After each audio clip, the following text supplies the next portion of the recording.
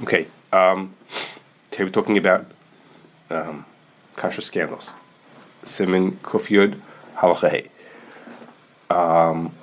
And particularly we're talking about cases where what happened was somebody in a store, in a restaurant or something like that had brought in treif meat. I'm going to use the word meat, but I mean meat or chicken, it's the same thing. Essentially, it's the same thing for us.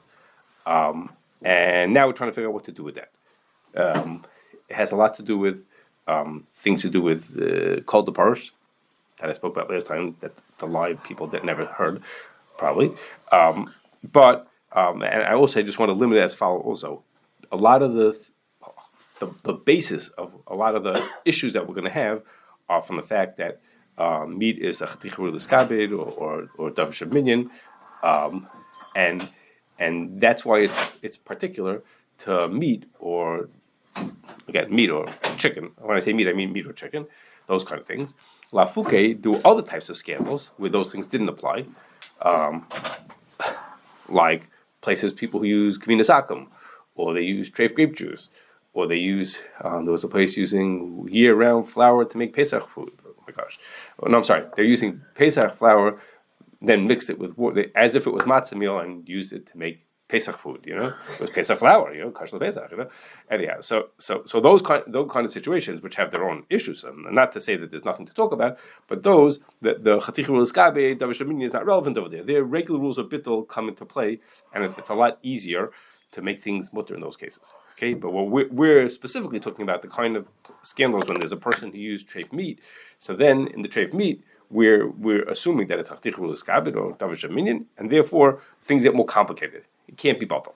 Okay, so today we're going to work with 4 assumptions. Okay, everything we talk about is going to work on 4 assumptions. Okay, the first is we could figure out that the majority of the meat in the store or in the restaurant, whatever it was actually kosher. Okay, we have a way to figure it out so that the possibilities of kol parish make sense. It's possible to say kol parish if most of it was kosher. If most of it was treif, it's not going to work. Like for example, in Muncie, when there was an issue in Muncie, one of the problems that came up was when they looked through the records of the store, they found out that, and they spoke to distributors and they did all kinds of investigations. It turned out that roiv of the stuff in the store was not kosher.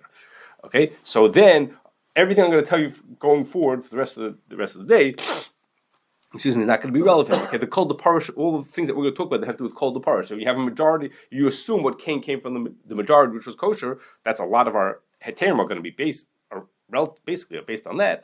It does not apply if most of the stuff is not kosher. Okay, another is we're making an assumption that whatever has been going on for a while. Okay, but sometimes you walk in and they catch the person with his treif meat. And he says, "No, first time it ever happened. It never happened before today." Okay, so it turns out I'm not going to tell you all the gory details about it, but there's a whole machlokes nachronim what the din is in that case. Okay, the person had a chesed kashrus, chazaka de kara, that he was neman, he was trustworthy. Now he lost his chazaka. Chazaka de hashta tells us that now he's not believed. So it talks about it in the shaykhid. Okay, a whole to do in the achronim about what to do in such a case. Do we say that what he shechted yesterday, or in this case what he sold you yesterday, was treif also? Do you say no? He had a chesed kashrus yesterday, so he had a chesed kashrus. So chazaka de mekar wins, and he's it's quite a to do in the achronim about that. We're going to assume, but in our case, that it's been going on for a long time. Okay, so we don't have to think about because if you say that the Chazaka de Mekara says he didn't do anything treif till today, that means everything was kosher till 5 minutes ago. Okay, and then there's also related to that is what happens if that we say he has a Chazaka de Mekara and his original Chazaka is true, but he tells you should just know that until now 25% of the stuff that I had was treif. Does he have any nemanis? There's also to do in Nachron about that. Does he have any nemanis in that case when he was saying he had a chesed kashrus, but he's telling you some of the stuff is treif? That's also to do in Nachron. Okay, those things we're going to ignore. Okay, the third thing is that it has to be a taruvis. Okay, which is to say is we have meat and we have no idea if it's the kosher or the treif. Okay, because the truth is that there are ways to tell whether the meat is kosher or treif. I didn't say there's always ways to tell, but there's ways to tell whether meat is kosher or treif. I'm not going to say them out loud, at least for sure not in the recording. There are ways to tell if meat is kosher or treif, and And so the meat that you could tell for sure is kosher or for sure is treif, that's not the shaila. Okay, our shaila is the stuff that we can't tell. It was been cooked already, or some, there's no way to tell. You have a piece of meat and you have no idea what it is. Okay, that's the third thing. And the fourth thing is that today we're only talking about halacha, mutter, asr. That's what we're talking about that. We once, a long time ago, spoke about the hashkafa of it. Okay, is there timtum aleh from someone who followed the din, and the din was he was allowed to eat from this place. And now it turns out that he eats only treif. That's not today's. Today we're only halacha.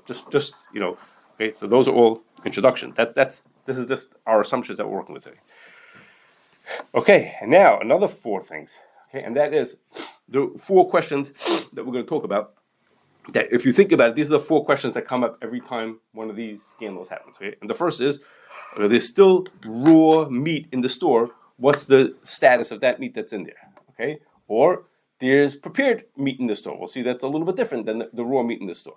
Okay, or third is, okay, it's not in the store anymore, but people took stuff home. Okay, in my house, I have 3 packages of chicken that I bought from the store. Then now we found out that there was a to-do. And the fourth shaila is, do I have to kasher my kelim? Okay, that's the fourth part of the question is, nothing to do with the food anymore, but do I have to kasher my kelim? Okay, we're doing a lot of introductions today. Okay, so these are the fear kashas that we have over here. Okay, the 4 things we have to figure out. The first kasha is exactly is the meat in the store. Okay, so we treat a piece of meat, it's a machlokes, but the Ramah says a piece of raw meat is considered a chatich rulis kabed and maybe even a davar sheminyan. Okay, even the Machaber doesn't know like that, but the Ramah holds that it's considered chatich rulis kabed, and it can't be batal. In that context, I'll point out to you, which is relevant. You'll see in a situation I'll tell you in a second about, is that it's only chatich rulis kabed if it's a whole piece of meat. But if in a Chinese restaurant, almost the first thing that happens when the meat comes out of the packages, it gets cut up into little pieces. Okay, once it gets cut into little pieces, it's not chatich rulis kabed anymore. We saw it back then in the chatich rulis kabed. It's not a chatich rulis kabed anymore. So again, if a lot of our problems, I told you at the beginning, a lot of our problems have to do with the fact that it can't be batal because of chatich rulis kabed. If you're in a place like that, also that falls away. Okay, the meat, as soon as it's cut up into small pieces, it's not chatich rulis kabed anymore. Okay, so the simple thing is that if the person bought in treif meat, that piece of treif meat can't be batal. Okay, he bought in one treif chicken. All the chicken in the place is treif because it's chatich rulis kabed. So it's not batal even if there's 1,000 times as much of it. Okay, so that's true. It's treif. However, what happens if he took meat from his main refrigerator in the back and he moved it to the display case? This is what I spoke about that you live people never heard, is that that's considered parush. If he took it from the back where he keeps it in the storage and he brought it to the front, to the display where the consumers would buy that piece of meat, to the raw meat that's in the front of the store, that's considered, that was parush already. Okay? So now, so that means what did he bring in exactly? He brought in the whole chicken. He brought in that same package that he put back to the front. He brought in a piece. He brought chicken. What's the difference? I'm not sure what your question. Maybe I'm not understanding your question. He's not since now being sold in a display case. Mm-hmm. Did it start from a whole chicken and he put it into sections, or did? No, he moved it. He bought it. It came. Moved it. He came. I mean, he must have do something to repackage it, but that's not relevant. It's parush just from going from there to here. You'll listen to the recording. We read it. He's a Jew. He knows what he brought. He knows what he brought. Yes. And he's a Jew. Yes. We'll get to him maybe in a second. Okay. So if the person if he had the case I'm going to give you is he had 90 pieces of kosher and 10 pieces of treif, and he took 20 of them and put them into the display case. So the 20 that are in the display case, we say called the parush, they came from the 90 that were kosher, and now those ones that are there are considered to be kosher. Okay, so if you have raw meat that's in the back of the store, that's treif. You're not allowed to eat that. The meat that's in the front of the store, the raw meat that's in the front of the store, you're allowed to eat that. Okay. What happens if there's 91? He brought in 91 to the display case. Okay, so I'm coming exactly to that case. I have a variation of that, but it comes like this. What happens is like this. On Sunday, okay, you look at my story. On Sunday, he had 90 kosher, and he bought 10 treif, and he put out 20 of them. So what's the din? It's kosher. It's what they call the parush. Okay, and now on Monday, he put out another 20 in that kosher, and on Tuesday, okay, And then so if you're following my cheshbon here, if on Monday the 20 that he put out are kosher, that means is what's left in the bag. We assume now only 70 are kosher. Okay, we're assuming what was parish was the kosher. So now we come to Wednesday. He still has 30 that are kosher and treif 10 that are treif. Okay, but now comes Thursday. Now comes on Thursday. Now on Thursday, if we keep assuming that the 20 that he keeps putting out were the kosher ones, that means on Thursday what he's left with in the bag is 10 kosher ones and 10 treif. According to the cheshbon we've been making, that's what's going on here. There's in the back are 10. The other ones sold already?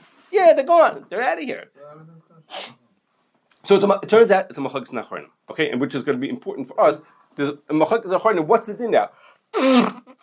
Should we say that the 10 that there are obviously only 10 kosher left behind because on the first bunch of days of the week we already decided that the other ones were already sold. So it's 10 and 10. There's no rive anymore. Or should we say is no? These are also called parish from the rive. Okay, we keep having called the parish. So obviously treif meat went out sometime, right? Because all the meat's out already. But every piece of meat that I pick up, I could say called the parish on that piece of meat. You can't. What can you do? What did you say? The opinion says it's usher. So what exactly is usher? So today there's no called the parish. Today it's as if I have 50-50. The treif was already sold. It's already gone. So that's what I'm telling you. That's a machlokes nachronim. Who holds this usher? I don't remember the names. I just have it here just to look. The Rashba is mutter, right? What do you say? The Rashba is mutter. What is a Rashba? I don't know where that. If you have 3 pieces, 2 treif, 2 kosher, 1 treif, because each one separately, right? Is that what it's relevant? Maybe it's connected. I don't remember. No, that brings. I don't remember anymore. Okay, but there's a to do in Nachron about that. So throw out 10. When you throw out 10, you can eat the rest. Could you throw out 10? That's a different thing about toiling. Could you maybe throw out 10? Could you throw out 10 of them? The maximum and then usher, no? Did somebody say all 20 are usher? Well, if we just had 20 right now, we would say is half a kosher and half a treif, so you can't eat them. So nobody holds like that. Okay. So then, if you're happy, if you think nobody holds like that, then you're good. Okay. I saw it as a machlokes. I might be wrong. Okay. So if we go cool on this, we're all good. All the raw meat that came out to the display is kosher. If not, then only and the stuff in the back is treif, but the stuff in the front is kosher. Okay. You don't have to agree with me, Mom. Okay. No, it's going to come up again. I'm going to keep saying it. Don't worry about it. Okay, now we go to question number 2. Okay, the prepared food in the store. Now, what's more complicated about the prepared? You know, Master was asking before, that's the variation you mentioned? Yes. When he's at 91, it's the same idea. Okay? It's very different. Because if you bring 91, that means the whole loaf is here. You move the whole thing from there to here. You move the whole cooler from to the front. That's what you did. You're right. Yes, you're right. You're right. You're correct about that. So he's right. If you move the whole thing to over here,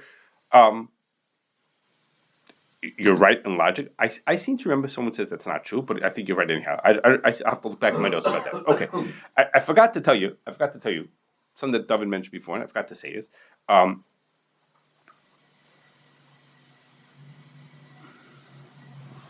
Why am I saying this now?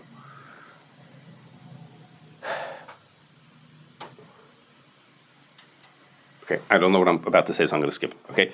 Okay. Well, on to our second question. Okay, it's something here in my notes, and I don't remember what I'm saying. Okay, and the second question: what about the prepared food that's in the store? Okay, so and now I have a different story for you. Okay, the prepared store has a more complicated question to it because it's not just the meat itself that's treif. If they prepared food in the store, that means is they cooked on it. That means is that when they cooked the treif meat, they made the kalen treif, so tomorrow's meat is going to be treif also. Okay, even though they use kosher, actual piece of flesh, the flesh itself was kosher, but they put it onto a treif grill. Okay, so that makes things more complicated. Okay, so in this story, they every Sunday and Wednesday they buy 50 pieces of meat, kosher meat, and on Sunday they figured out later on that on Sunday they snuck in some 10 pieces of treifos. Okay, and again, they put out 20 onto the display case. The kalen was still kosher, so the meat is kosher. And the same thing on Monday. We had 30 and 10. We're still good. On Tuesday, we're down to 10 and 10. 10 pieces of kosher and treif. And if you're machmer on the question we talked about beforehand, then the meat is going to be treif, and then the kalen are going to be treif also. Okay. Now that means is that come Wednesday, when they bought new meat came in on Wednesday, they have the treif is gone already. It's all gone. They were completely sold out by then, but the kalen was still treif. If we were machmer on Tuesday, then so they prepared everything every piece got prepared on the kalim. Yes. So as soon as you have rive of the pieces made on the kalim, then the kalim must treif. So that's only if you say that you're making an assumption that the treif came out on Tuesday. What I mean is, if we come on Tuesday, maybe the treif came out on Sunday, and by now we're in a binyayim from those kalim. In other words, you're at 24 hours, the kalim expire. We don't think about the kalim anymore. So we don't know which of the kalim came out are kosher and which ones are treif. So if each day we could say it's kosher, the truth. I mean, if each day was kosher, then the treif, so to speak, never came out. And if we say it came out today because we're being machmir, say okay, and the last ones is when it came out, and when there was no more roiv, then the kalim became treif today. Okay, my point. It depends, but if you hold Hanan, you have to put in. So Hanan, I didn't think that you should worry about Hanan over here, just because there's so many sveikas over here. There's a lot of chumras over here to be choshesh for Hanan. If we were choshesh for Hanan, it would make things worse. No. Right. But I'm saying even without Hanan, because my point is, my thought is like this. Even on Thursday, when the kalim become kosher again, because now they're in the binyayim, but what's going to happen is, if we don't know what day, if we don't know which day you bought meat on, okay, there's prepared food, and we don't know which day the food was prepared on. If we knew which day it was, then we know what to do with it. If we don't know which day the food was prepared on, then over here we have okay, in this situation, the way this situation worked out, we have more kosher days than treif days. Okay, so then we have again called the parish. Cooking itself is a called the parish. We have again a called the parish that says us our meat is kosher over here. So when you say Tuesday is not kosher, you say that's not a machlokes? It is a machlekes. No, it is a machlekes because it's only Tuesday is only treif because we assumed that the meat that came out on Tuesday was treif. That's the only reason why it was treif in the first place, is because we had to assume, the treif meat came out today because say we have 10 and 10. If you be makel about that, then the meat was kosher, and of course the kalim was kosher also. I think it might be every day, either roiv kosher or ain't ben yoyma, and it'll never be really treif. If you look at it like that, so then all our days are clear. Okay. Now but this whole idea that I'm telling you, this idea we could say, look at how many days are kosher or treif and like that. That only works if we could throw in kalim being in ibn Yerman. Okay, which came up in Manalapan, okay, when they had their problem over there, and they had a good thing and a bad thing in Manalapan. The good thing was it was a Chinese restaurant. So I told you before, and in a Chinese restaurant, they cut the meat up right away. As soon as the meat comes out of the package, it gets cut up into little pieces, which of course makes it easier to trick the mashgiach because there's no packaging around. But it gets cut up into little pieces, and because of that, it's not a chatichul iskabed. So it's easier to be batel. Okay, that's the good news. The bad news is that since it was a Chinese restaurant, the way they cook their food is they fry it. They fry it in oil. Okay, and the oil basically never gets changed. So we lose possibilities of saying Ein ben Yomai. So now, even if we could pretend that the meat is kosher, we know there's a certain amount of treif in the place, and it went through this fryer, and there's no Ein ben Yomai anymore. Because it's not like kalim that we could say is, come Shabbos or come 24 hours, the thing becomes Ein ben Yomai. We lose that if you cook your food. If you're a restaurant that broils your food, it's very different. Okay, but in the fried food, the kalim, basically the oil just sits there forever. All right, so that was good and bad about what was going on over there. Okay, if in this situation I gave you more kosher days, even lamachmirim, I gave you more kosher days than treif. Okay, if I had done it differently, if it had been instead of 50 and 10, or it would have been 40 and 20, then you'll see we end up with more treif days than kosher days. Okay, in which case we would not be able to say called the parish for the food that was cooked food that was still in the store. Okay. Again, now all this is just making this assumption that on this machlekes stuff that I'm calling machlekes is able to make things treif. If we didn't have to do all that, everything would be kosher. Everybody would be happy. Okay, now it's okay. I actually see here in my notes. Go figure. I forgot that I was going to say this about whether we should say, is it possible to make all the food kosher or not from kuftes? And I'm not going to talk to you about that. I don't remember what I'm going to say. Okay, now, if I'm telling you all this depends on how much there was it 50 and 10 or was it 40 and 20? How often did they buy kosher? How often did they buy treif? So what happens is that, for better or for worse, it takes all kinds of investigating to figure out what really happened. We found treif today. Okay, how much did they buy? How long has this been going on for? How much kosher and treif was there? And all these kind of cheshbonis are going to say, was it 50-10 or was it 40-20? I'll depend on knowing details. Okay, so there are different ways to investigate it. The bad news is that investigating things takes time. Okay, I'm taking time. It's not really what people want. People want answers. Okay, I'm sitting here with a package of schnitzel, and I want to know, is it kosher or is it treif? And they don't have time for you to figure out. So when I talked to people, I said, how would you look into something like this to find out what was going on? So they gave me a bunch of ideas, which I have over here. The first is check the orders, talk to the suppliers, and find out how much they've been buying to figure out what's going on. Compare how much they buy versus how much they sell. Presumably they don't have good books. Would you say? Presumably they hid their books. Well, part of it is looking in their books, and part of it is talking to the distributor. Okay, and then the next is how much do they buy versus how much they sell. If they buy 2 pounds of schnitzel a week and they sell 500 pounds, then something's wrong here, right? Sometimes it just gives you a feel for what we're missing over here. Okay, then another person told me, he says you have to look at their pricing. Okay, he says there's one person. He says a certain store. He says I wouldn't buy from that store because their prices are always lower than everybody, like dramatically lower than everybody else's. They told me something's fishy going on over here. Something is wrong here. If their price is always low for the same thing as the next day down the road. Okay, the next one they said is talk to people and find out when they notice things changed. Okay, people tell you, yeah, the food didn't taste as good or tasted even better than it used to, or things like that. Okay. They check the videos in the store to learn out what's been going on and poke around to find their books with the non-kosher receipts. Okay, different ideas people had how to find out. Okay, the third kasha. Okay, food that people took home. So, if the people bought raw food, or for that matter, prepared food, it's dependent on a machlokes, a Rashba and a Rush that I spoke about last time. That the Rashba says, if the people bought stuff and they didn't do it with any intention of trying to get around the din or be called the parish, as long as they were trying to do that, then they're fine. Then the food is, you could say, called the parish on it. In which case, according to Rashba, whatever I took home, assuming Roy was heter in the store, I'm good. Whatever I did is okay. The Rush says it doesn't depend on my intention. It depends on whether I did it before or after the problem came to light. If I did it beforehand, there's no problem. I'll tell you why in a second. If I did it afterwards, then it is a problem. And the reason for the difference is, this is what I talked about last time, the reason for the difference is that the only time we don't allow you to say called the parish is when the person, it might encourage somebody to pull something out of the taruvas. In the taruvas, it's asur, it's a chatiruvas gabed. If you pull it out, it becomes mutter because it's called the parish. We're afraid that if you matter called the parish, the guy will go ahead and do it on purpose. Okay, so that's only true when there's a possibility that he would, in fact, do it on purpose. But before anybody knows about the problem, there's no such thing to do it on purpose because it's completely heter. There's no reason why you should think not like that. Okay, so many of the acharonim are machmir for the Rush.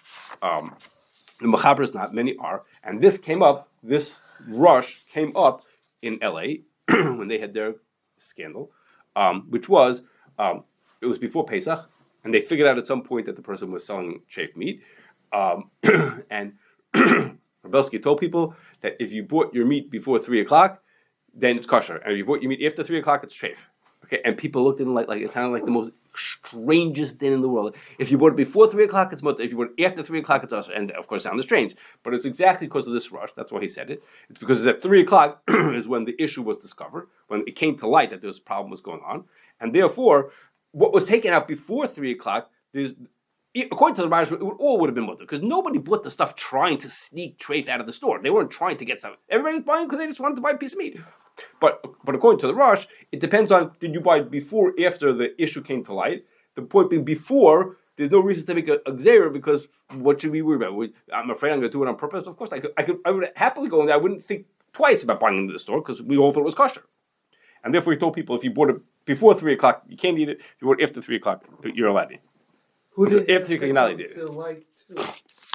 it. So I believe someone in the store, the mashgiach, not before it came to the public, the mashgiach or somebody became suspicious, brought it to the attention of the rabbis of the community. They started thinking about what should we do now that we heard this story. So let's say at 3 o'clock they started thinking about it. They closed the store, or they started worrying about it, and 2 hours later they came to the decision he's guilty. But there was a time from when they found out there was an issue before, why people might still have bought stuff, and so that's what Rebelsky told people, which is the rabbis that's what they told as well, was if you bought it before 3 o'clock, if that would depend on it. But I'm just repeating because it's at the time it sounded so strange to people. Like it sounded like such a strange idea. Okay. So the last thing is, and this is usually for most people the most, so to speak, practical part of the shaila is, do they have to kasher the kelim?